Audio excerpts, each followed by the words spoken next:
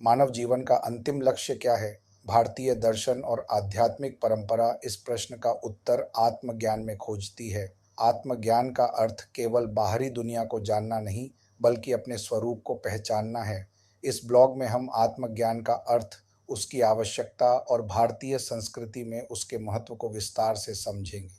आत्मज्ञान का अर्थ, आत्मज्ञान का शाब्दिक अर्थ है आत्मा का ज्ञान। यह जानना कि मैं कौन हूँ, मेरा वास्तविक स्वरूप क्या है और मैं शरीर, मन या बुद्धि नहीं, बल्कि शुद्ध चेतना हूँ। उपनिषदों में आत्मज्ञान को ब्रह्म ज्ञान के समान बताया गया है। जब व्यक्ति आत्मा को जान लेता है, वह ब्रह्म, परम सत्ता के साथ एकाकार हो जाता है।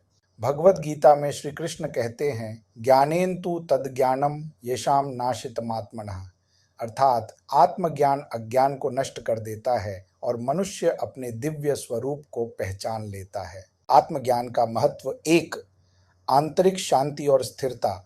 जब व्यक्ति आत्मा को जान लेता है तो बाहरी परिस्थितियां उसे विचलित नहीं कर पाती। सच्ची शांति आत्मा के साक्षात्कार से ही मिलती है। दो, जन्म और मृत्यु के भय से मुक्ति। आत्मज्ञान से यह स्पष्ट होता है कि आत्मा न तो जन्म लेती है और न मरती है। इससे मृत्यु का भय समाप्त हो जाता है। 3, कर्म बंधनों से मुक्ति। आत्मज्ञान के द्वारा व्यक्ति समझता है कि वह कर्ता नहीं, बल्कि साक्षी मात्र है। इससे कर्मों के बंधन कटते हैं और मोक्ष की प्राप्ति होती है। 4, सत्य की पहचान। आत्मज्ञान व्यक्ति को सत्य असत्य में भेद करना सिखाता है, भौतिक सुखों की अस्थिरता का बोध कराता है और उसे स्थायी आनंद की ओर अग्रसर करता है। भारतीय दर्शन में आत्मज्ञान की भूमिका। भारत की समस्त दार्शनिक परंपराओं, वेदांत, योग, सांख्य, जैन और बौद्ध दर्शन में आत्मज्ञान को सर्वोच्च लक्ष्य माना गया है। अद्वैत वेदांत में कहा गया है, अहम ब्रह्मास्मि, मैं ही ब्रह्म हूँ, यानी आत्मा और ब्रह्म में कोई भेद नहीं है। आत्मा का साक्षात्कार ब्रह्म साक्षात्कार के समान है। आत्मज्ञान कैसे प्राप्त करें? एक, स्वचिंतन और स्व अन्वेषण। मैं कौन हूँ, इस प्रश्न का गहन चिंतन आत्मज्ञान का द्वार खोलता है। 2, गुरु का मार्गदर्शन। एक सच्चे गुरु के निर्देश से साधक सही दिशा में आत्मा की खोज कर सकता है। 3, ध्यान और साधना। नित्य ध्यान और साधना से मन शांत होता है और आत्मा के स्वरूप का अनुभव होता है। 4, शास्त्रों का अध्ययन। उपनिषद, भगवद गीता और अन्य आध्यात्मिक ग्रंथों का अध्ययन आत्मज्ञान की राह को प्रशस्त करता है।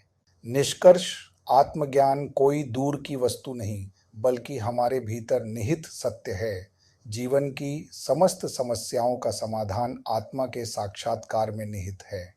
धर्मलोक, धर्मालोक.com आपको आमंत्रित करता है इस आध्यात्मिक यात्रा में सहभागी बनने के लिए, जहां ज्ञान और अनुभव का संगम होता है। अक्सर पूछे जाने वाले प्रश्न, FAQs, Q1।